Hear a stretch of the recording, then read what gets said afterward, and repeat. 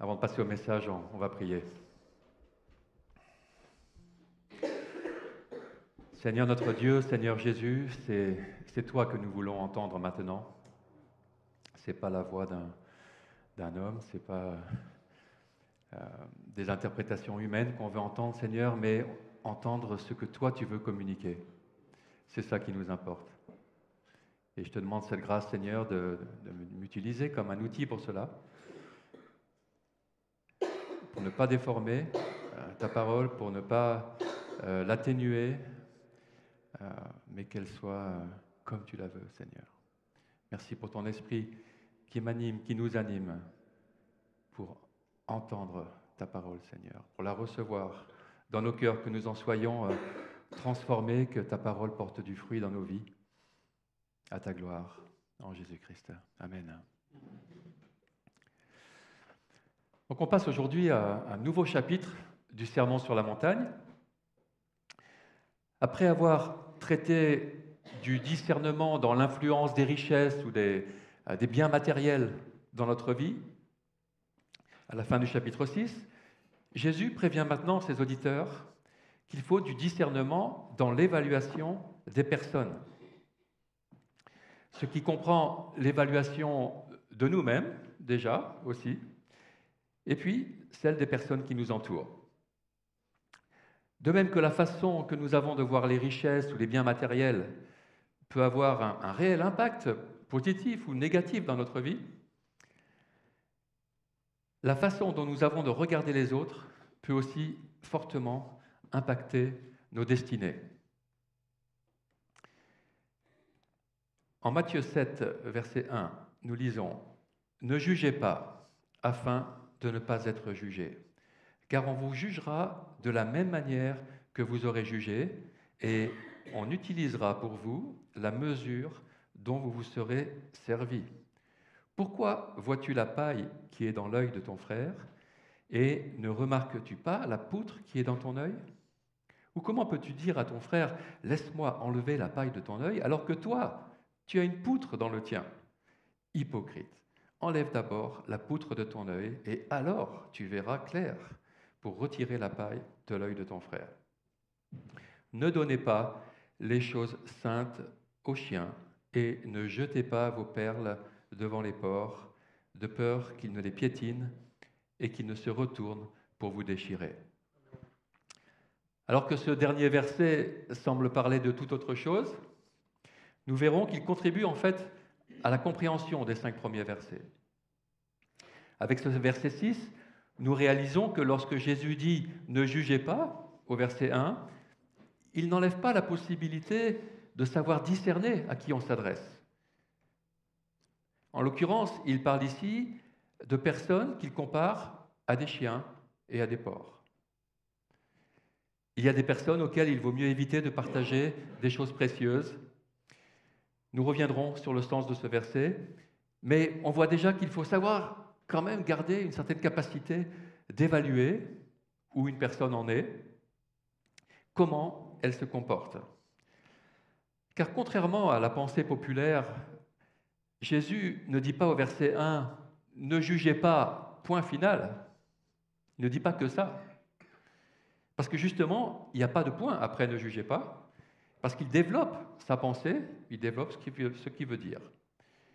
Au verset 1 et 2, « Ne jugez pas afin de ne pas être jugés, et car on vous jugera de la même manière que vous avez jugé. » Et puis au verset 3 à 5, il développera le pourquoi du comment de ce commandement, de ne pas juger.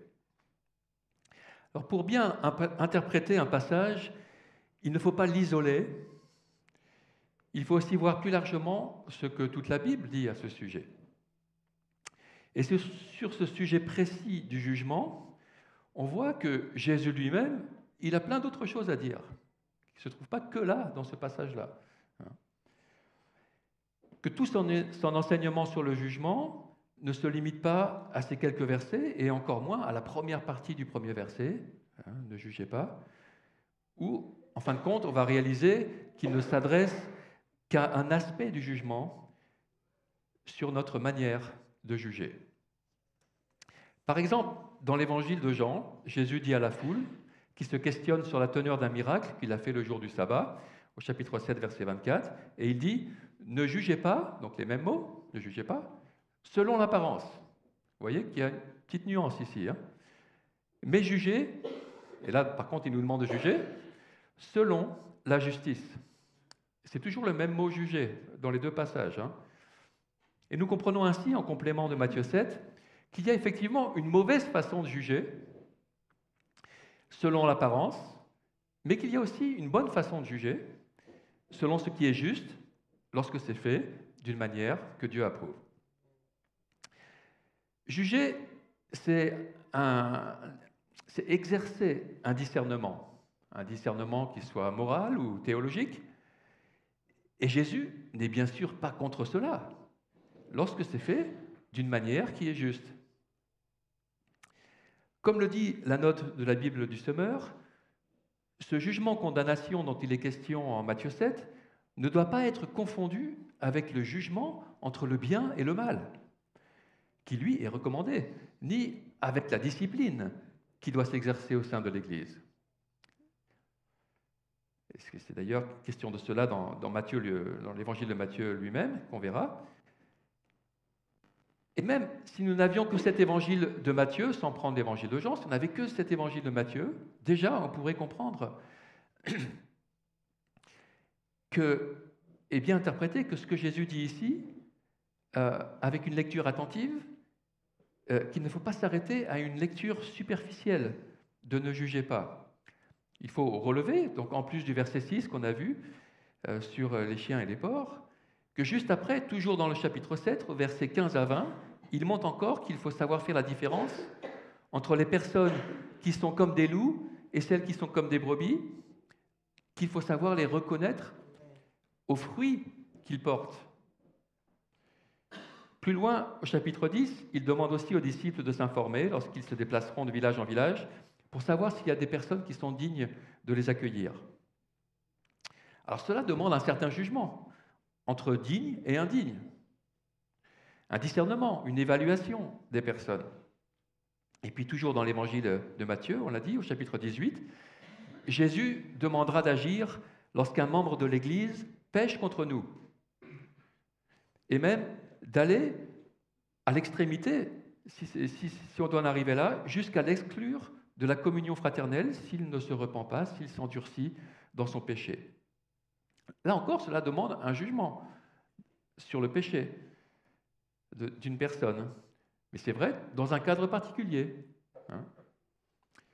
Et enfin, un dernier exemple, mais il y en a plein d'autres dans les Écritures, pour bien réaliser que le Nouveau Testament n'empêche pas le jugement dans le sens du discernement, d'une saine évaluation de à qui on a affaire.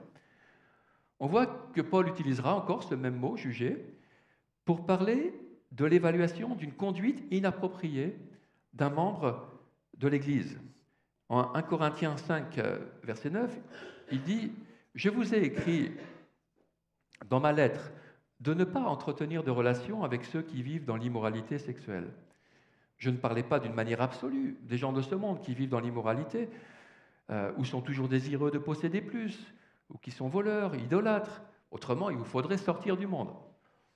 En fait, ce que je vous ai écrit, c'est de ne pas entretenir de relations avec quelqu'un qui, tout en se disant votre frère, vit dans l'immoralité sexuelle, est toujours désireux de posséder plus, idolâtre, calomniateur, ivrogne ou voleur, de ne pas même manger avec un tel homme. Est-ce à moi, en effet, de juger les gens de l'extérieur? N'est-ce pas ceux de l'intérieur que vous devez juger? On voit clairement que l'apôtre juge la conduite de ces personnes comme étant inacceptable pour des personnes qui disent suivre le Seigneur et qu'il demande aux membres de l'Église d'en faire de même, de juger ceux qui disent faire partie de l'Église de Jésus-Christ et qui ne se comportent pas de la façon appropriée. Dans ces recommandations, il s'agit de garder le corps de l'Église en bonne santé, de soigner les maladies, c'est-à-dire les mauvais comportements, et dans des cas extrêmes, de parfois devoir amputer l'Église d'un membre lorsque celui-ci est clairement et volontairement un contre-témoignage pour l'Église de Jésus-Christ. Mais toujours, il faut garder à l'esprit que le but ultime, ce n'est pas le jugement. Le but ultime, c'est la restauration, c'est toujours le salut des personnes.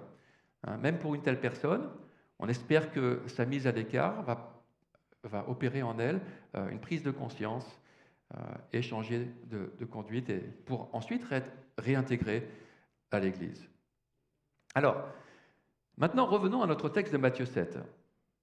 Vous conviendrez donc, avec tout ce qu'on a vu, tous ces exemples qu'on a vus, et il y en a d'autres, en disant « ne jugez pas », Jésus ne peut pas dire de ne pas exercer de discernement du tout, ou de ne pas évaluer la conduite d'une personne. Ce qu'il demande, et que nous voyons dans les versets qui suivent, c'est de ne pas être dans un esprit de jugement, dans un esprit de critique, de condamnation de ceux qui nous entourent, de ne pas juger les autres sans s'être d'abord jugé soi-même, sans nous être d'abord sérieusement regardés dans le miroir. Car nous aussi avons eu une dette envers Dieu, peut-être que nous en avons encore, une dette qui nous a été remise et qui nous sera remise si nous nous repentons.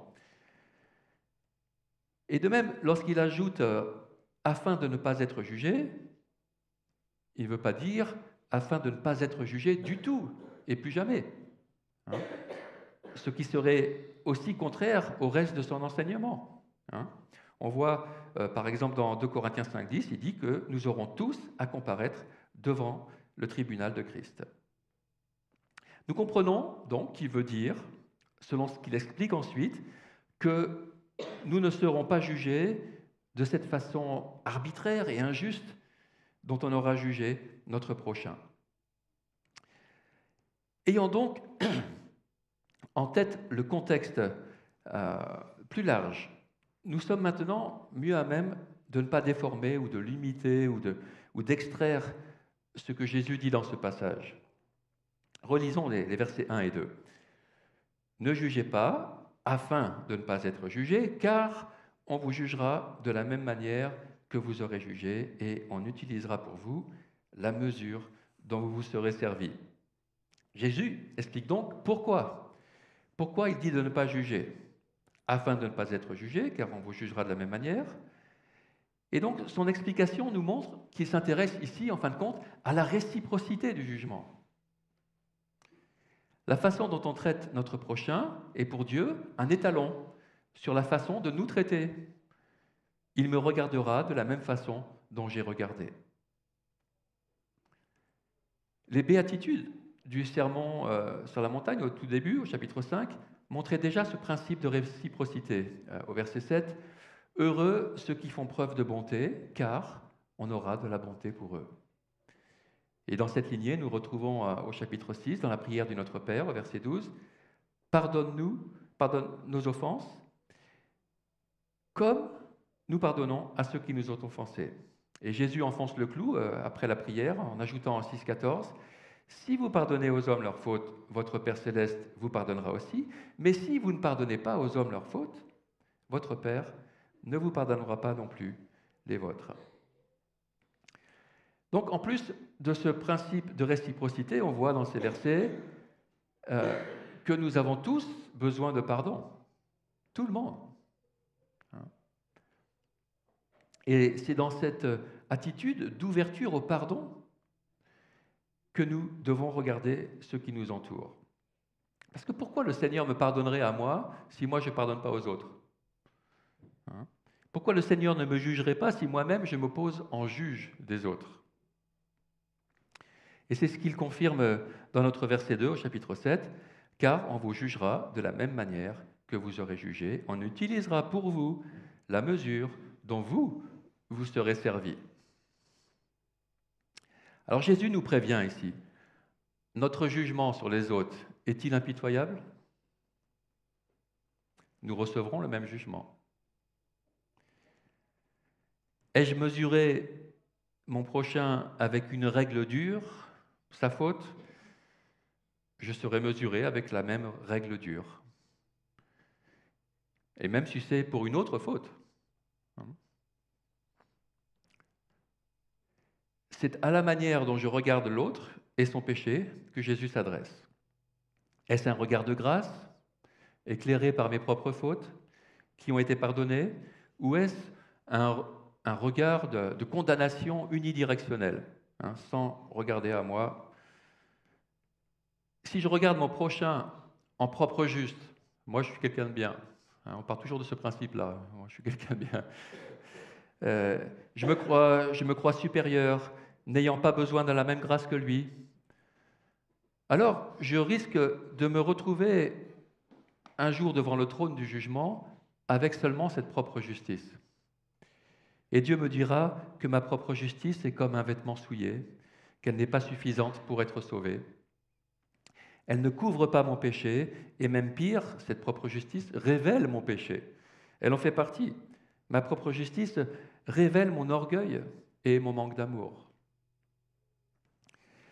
Pour faire bien prendre conscience sur notre façon de voir, Jésus pose alors deux questions, en exagérant les termes, ce qu'on appelle une hyperbole, pour faire ressortir la grossièreté de la situation lorsque nous jugeons sans nous regarder dans le miroir.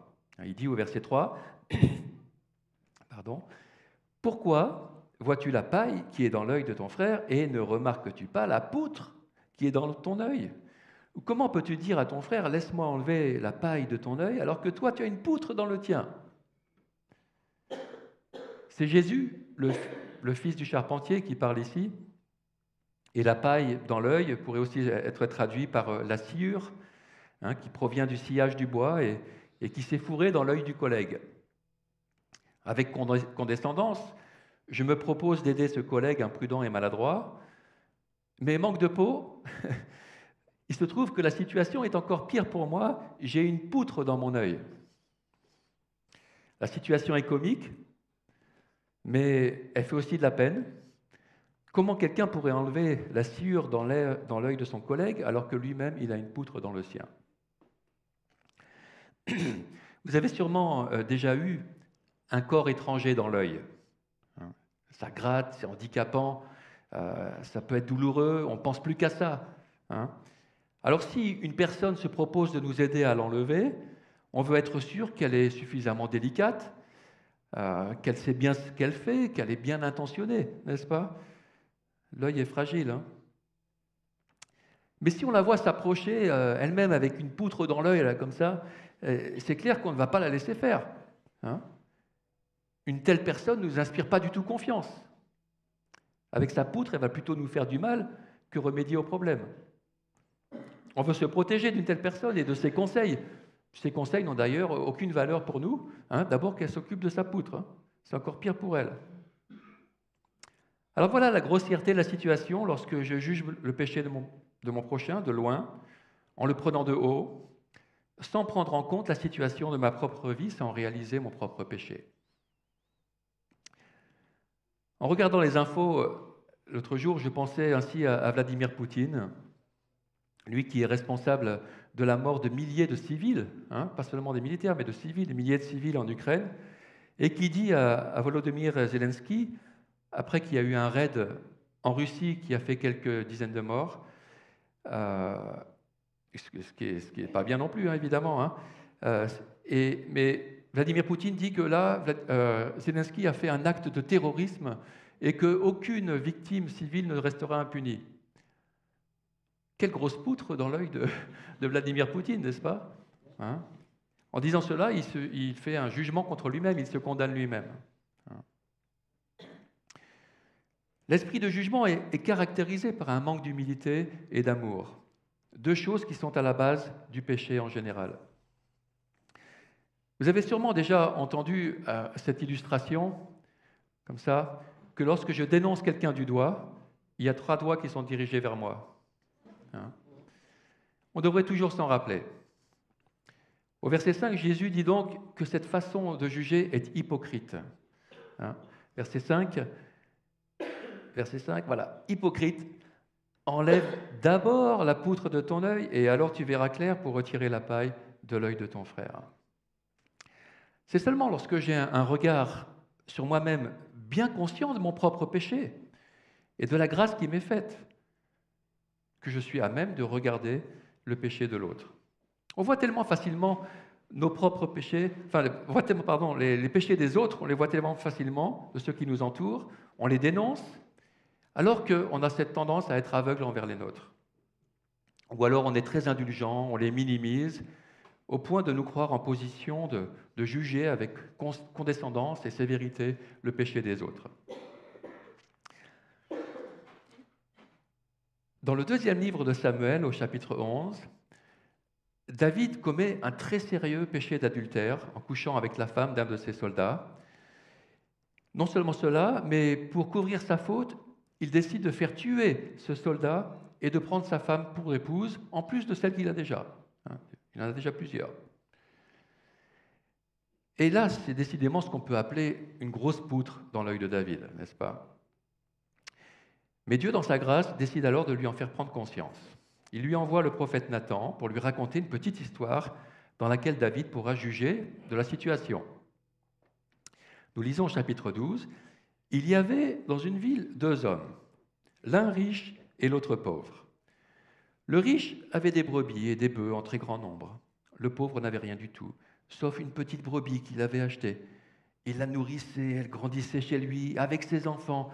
Elle mangeait de son pain, buvait dans sa coupe et dormait contre lui. Il la considérait comme sa fille. » Très précieuse brebis pour lui. Un voyageur est arrivé chez l'homme riche, mais le riche n'a pas voulu toucher à ses brebis ou à ses bœufs pour préparer un repas au voyageur venu chez lui.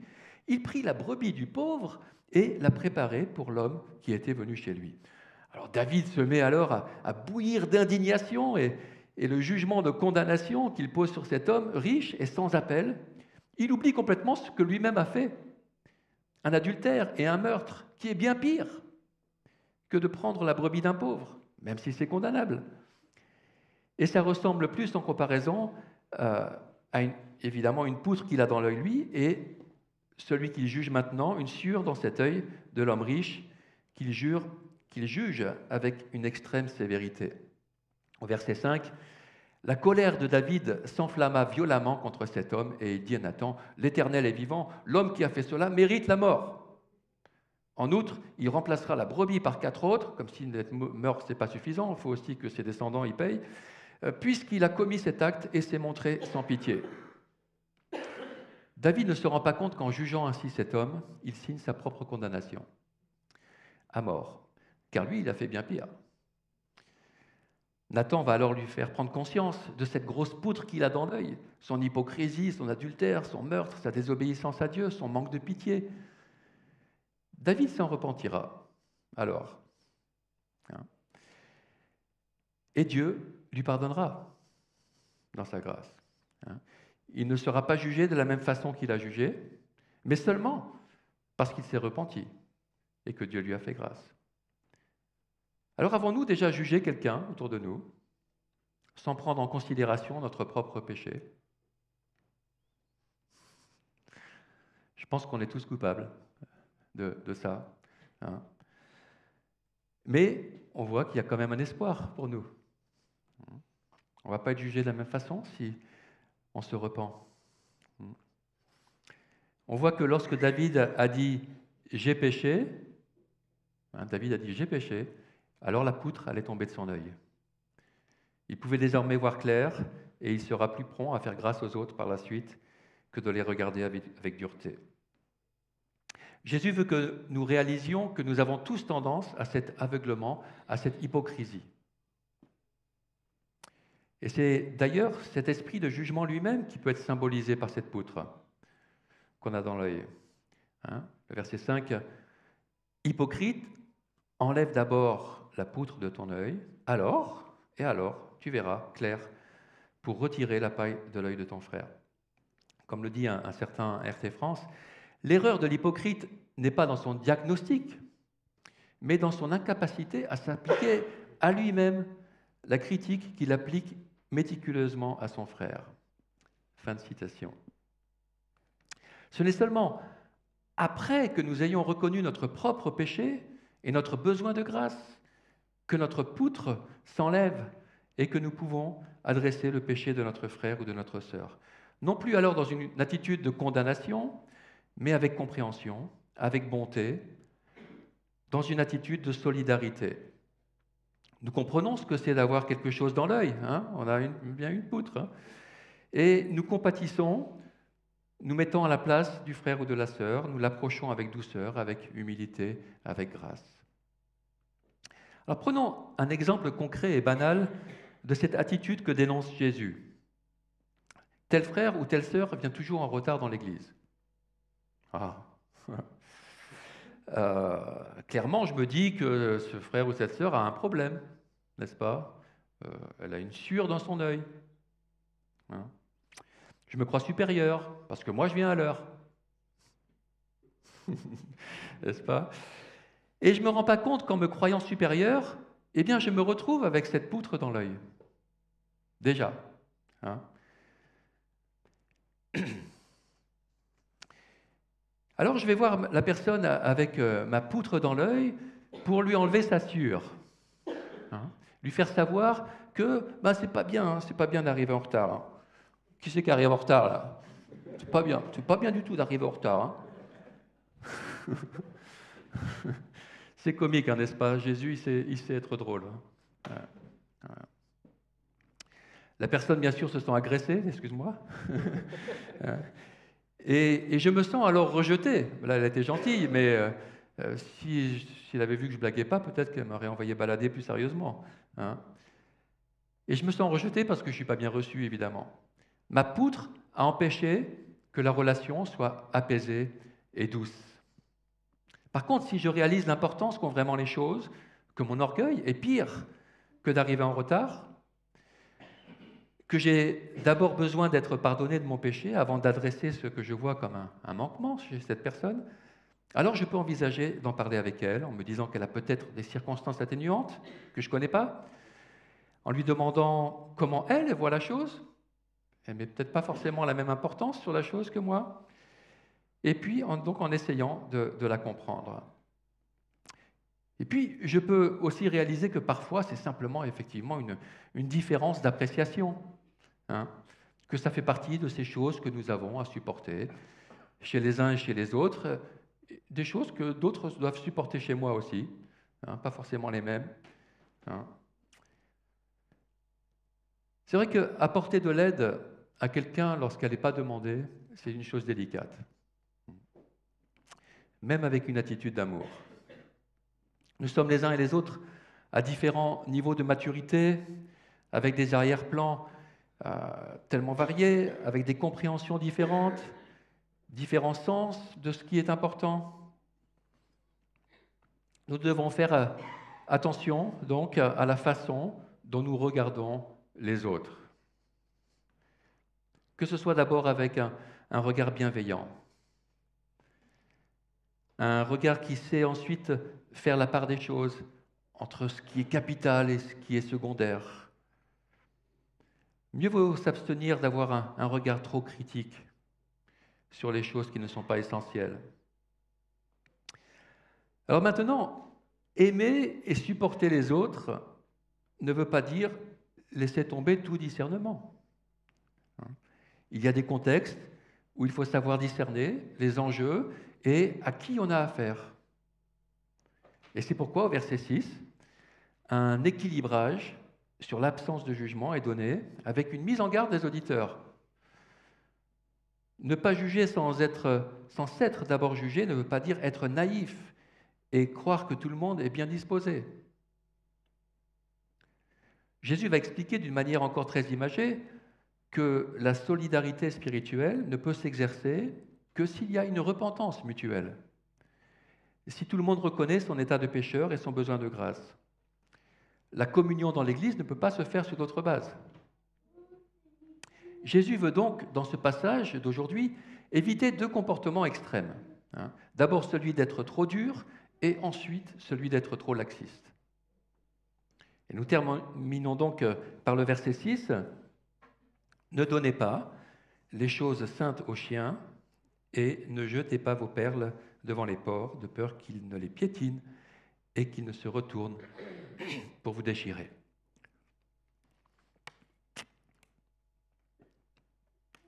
Ces choses saintes dont Jésus parle représentent sûrement l'Évangile, la grâce de Dieu, pour le pécheur qui se repent, la communion fraternelle et la communion avec Dieu.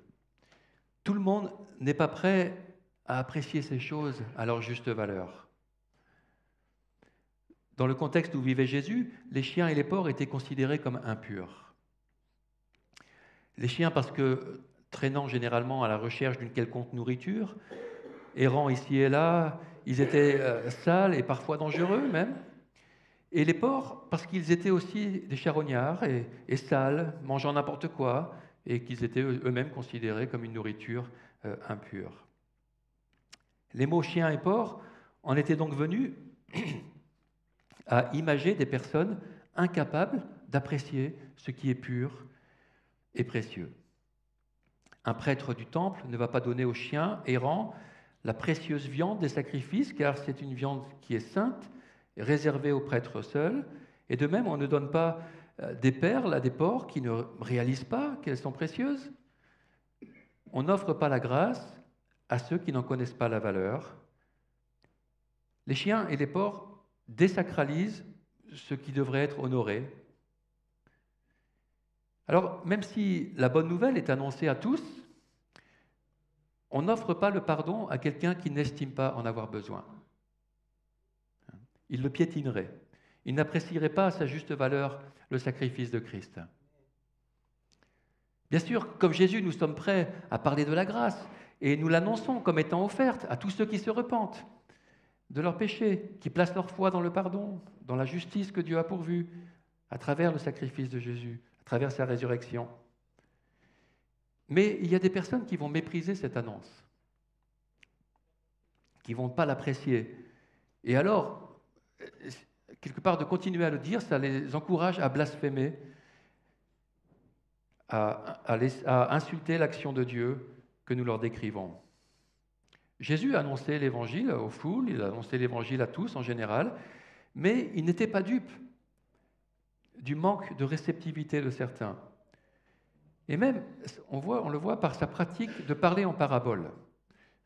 Ça faisait déjà un tri entre les personnes qui voulaient comprendre et qui lui posaient donc ensuite des questions, et les personnes qui n'avaient rien à faire et sur lesquelles son enseignement passait comme l'eau sur les plumes d'un canard. Les pharisiens qui se trouvent en arrière-plan de bien des critiques de Jésus dans ce sermon sur la montagne étaient aussi visés par leur mauvais accueil de la vérité apportée par Jésus, lui qui dénonçait leur hypocrisie et leur esprit de jugement. Ironiquement, il se peut que Jésus les compare ici à ces chiens et à ces porcs, incapables de faire la différence entre ce qui vient de l'Esprit de Dieu et ce qui est vulgaire, eux qui piétinent l'enseignement de Jésus et qui sont prêts à le déchirer. Jésus savait se taire dans certaines situations et être très économe dans ses paroles devant certaines personnes, comme devant Pilate. Aussi, il ne répondra rien à Hérode lorsqu'il sera interrogé. Alors ce verset 6, dans l'histoire de l'Église, sera assez rapidement appliqué à la Sainte Seine, le repas du Seigneur qu'on fait en sa mémoire, pour dire que ceux qui ne sont pas baptisés, c'est-à-dire ceux qui n'ont pas encore assez pris au sérieux l'évangile de Jésus-Christ, ne devraient pas y participer. Alors je comprends le principe, mais le fait que Jésus ait fait participer Judas à la première scène, qu'il ne lui a pas interdit de prendre la scène, qu'il n'a pas attendu qu'il ne soit plus là pour la faire, me fait être prudent sur cette application. Toutefois, il est vrai que ça ne s'est pas bien terminé pour Judas. Le lendemain, il est mort. Et Paul, dans 1 Corinthiens 11, relève que certains sont malades ou décédés, car ils ont pris la scène indignement. Alors nous reviendrons brièvement là-dessus en prenant la scène tout à l'heure. En conclusion, nous nous retrouvons à chercher cette attitude, à rechercher cette attitude qui pourrait paraître paradoxale, mais qui correspond simplement à la situation des êtres humains que nous ne devons pas juger les autres sans miséricorde, tout en étant capables de discerner entre ceux qui sont ouverts à la grâce de Dieu et ceux qui ne le sont pas, entre ceux qui savent l'apprécier et ceux qui ne pensent pas en avoir besoin. Être disciple de Jésus demande d'agir comme lui, de ne pas regarder les autres de haut sans nous sentir solidaires, tout en ne cherchant pas à nourrir cette animalité de ceux qui ne font aucune différence avec ce qui est précieux pour Dieu. Et ce n'est sûrement pas par hasard si, dans les versets qui suivent, Jésus enchaînera en encourageant ses disciples à demander de l'aide à leur Père céleste. Ça sera le sujet de la prochaine fois. Et nous allons prier maintenant pour terminer.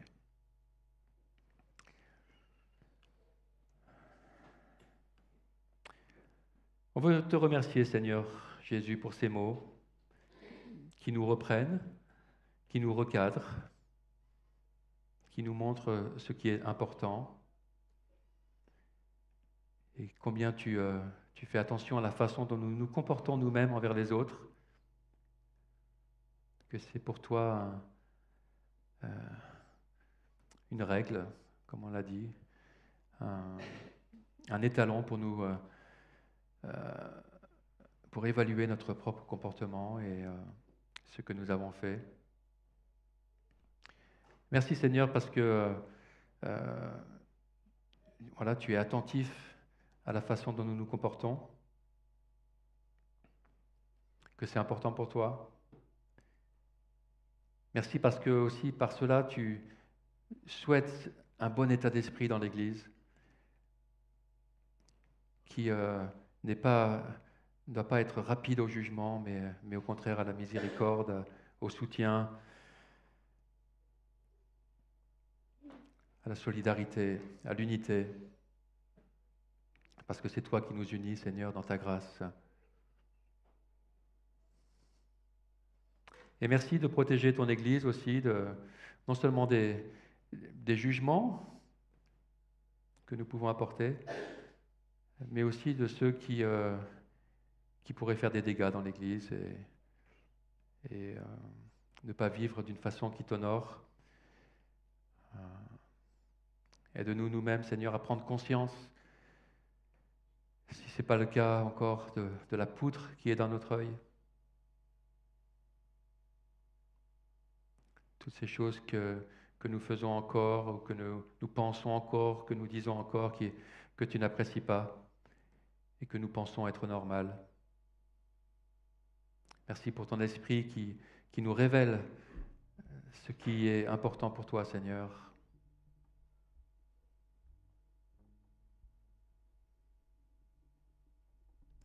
Et merci de nous conduire maintenant aussi, Seigneur, dans ce temps de scène, de sainte scène.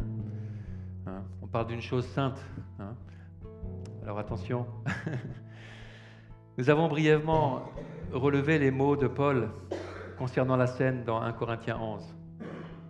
Et je vous propose de lire ce passage avant de l'apprendre nous-mêmes. Verset 23. En effet, j'ai reçu du Seigneur ce que je vous ai transmis. Le Seigneur Jésus, la nuit où il a été arrêté, a pris du pain. Après avoir remercié Dieu, il l'a rompu et a dit : « Prenez, mangez, ceci est mon corps qui est rompu pour vous. Faites ceci en souvenir de moi. » Verset 25. De même, après le repas, il prit la coupe et a dit : « Cette coupe est la nouvelle alliance en mon sang. Faites ceci en souvenir de moi toutes les fois que vous en boirez. En effet, toutes les fois que vous mangez ce pain, que vous buvez cette coupe, ce que nous allons faire maintenant, vous annoncez la mort du Seigneur jusqu'à ce qu'il vienne, qu'il revienne. » C'est pourquoi celui qui mange ce pain ou boit la coupe du Seigneur indignement sera coupable envers le corps et le sang du Seigneur. Que chacun donc s'examine lui-même et qu'ainsi il mange. Hein, le but c'est de manger. Hein. Qu'il mange du pain et boive de la coupe. Car celui qui mange et boit sans discerner le corps, mange et boit un jugement contre lui-même. C'est pour cela qu'il y a parmi vous beaucoup d'infirmes et de malades, et que plusieurs sont morts. Si nous nous examinions nous-mêmes, nous ne serions pas jugés, mais quand nous sommes jugés, c'est le Seigneur qui nous corrige afin que nous ne soyons pas condamnés avec le monde. Alors Paul ne veut pas dire ici que toute maladie est liée à une mauvaise attitude spirituelle, mais ça peut être le cas. Et donc, pour bien prendre la scène d'une manière digne, on doit réaliser deux choses d'après ce passage. Première, c'est que nous avons vraiment besoin de la précieuse grâce de Dieu offerte à travers le sacrifice de Christ. Sacrifice qui est représenté par le pain et le vin. C'est Jésus lui-même qui a instauré cette scène que nous allons prendre maintenant. Jésus qui est présent spirituellement alors que nous la célébrons en son honneur. C'est un moment de reconnaissance, un moment d'adoration envers notre Seigneur qui est vivant, qui règne dans les lieux célestes. La deuxième chose, après avoir reconnu notre besoin de la grâce, c'est que nous devons réaliser qu'à travers son sacrifice, Jésus s'est constitué un nouveau peuple, un nouveau corps, qui est constitué de tous ceux qui croient en lui, qui ont reçu cette grâce. Dans la nouvelle alliance, en son sang. Non seulement je dois reconnaître à mon frère, à ma sœur, la même grâce que j'ai moi-même reçue, et cesser de me poser en juge, mais je dois aussi me sentir solidaire. Solidaire de mon frère, de ma sœur en Christ. Nous formons un même corps, constitué par Jésus, son corps spirituel. Alors si c'est le cas, si vous reconnaissez ces deux choses, la valeur du sacrifice du corps de Christ pour vous, si vous reconnaissez l'unité du corps de Christ, l'Église qui se constitue dans sa grâce, même si, évidemment, on ne réalise pas forcément parfaitement toutes ces choses, même si c'est seulement d'une manière imparfaite qu'on réalise ces choses-là, eh bien, recevez avec joie le pain et le vin. C'est versé pour vous, pour nous, donc en mémoire de l'œuvre de Jésus-Christ. Mais si vous ne pensez pas avoir besoin de grâce, de la grâce de Dieu, et si vous ne sentez pas solidaire de ceux qui ont reçu cette même grâce, alors soyez conscient que vous prenez la scène d'une manière indigne, et que Dieu jugera comme il l'entend. Dieu fait grâce aux humbles, mais il résiste aux orgueilleux. Alors prenez la scène dans l'humilité. Prenons la scène dans l'humilité. Le groupe de louanges va nous conduire dans un chant pendant la distribution des éléments. Et puis, vous gardez les éléments avec vous et on les prendra ensemble une fois que tout le monde est servi.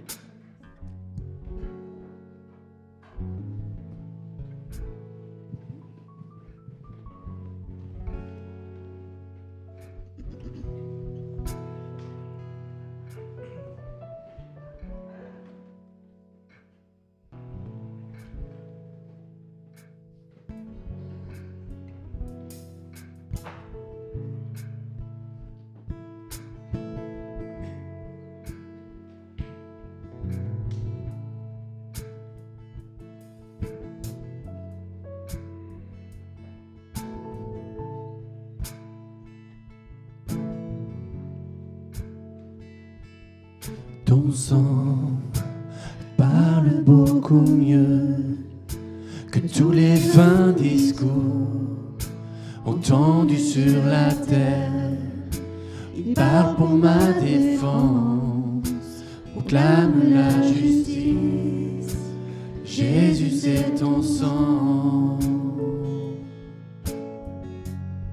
Ton sang, ton sang parle beaucoup mieux que tous les vains discours entendus sur la terre. Il parle pour ma défense, proclame la justice. Jésus, c'est ton sang.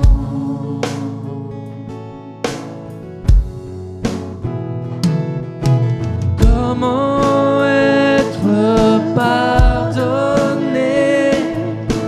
Comment recevoir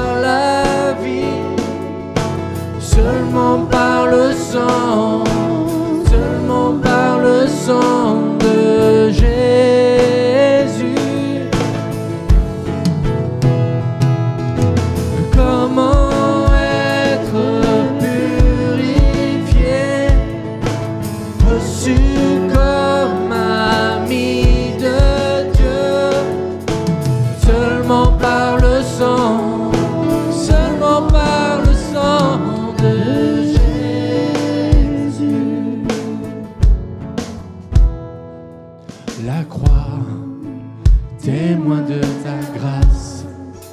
Montre le cœur d'une Père et nous ouvre la voie.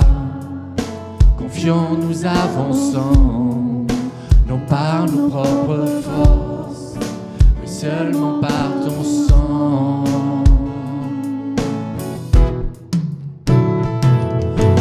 Comment être pardonné? Comment recevoir la vie? Seulement par le sang. Seulement par le sang de Jésus. Comment être purifié, reçu comme ami de Dieu? Seulement par le sang, seulement par le sang de Jésus.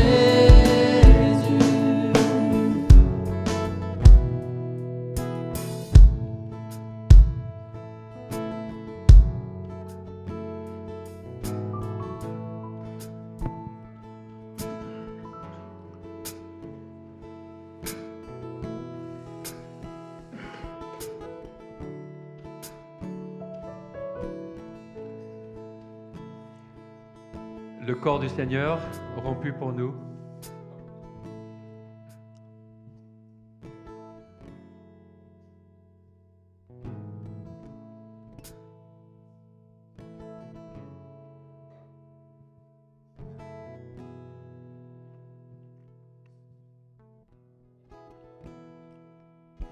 La coupe de la nouvelle alliance pour le pardon éternel des péchés. Dans le sang de Jésus.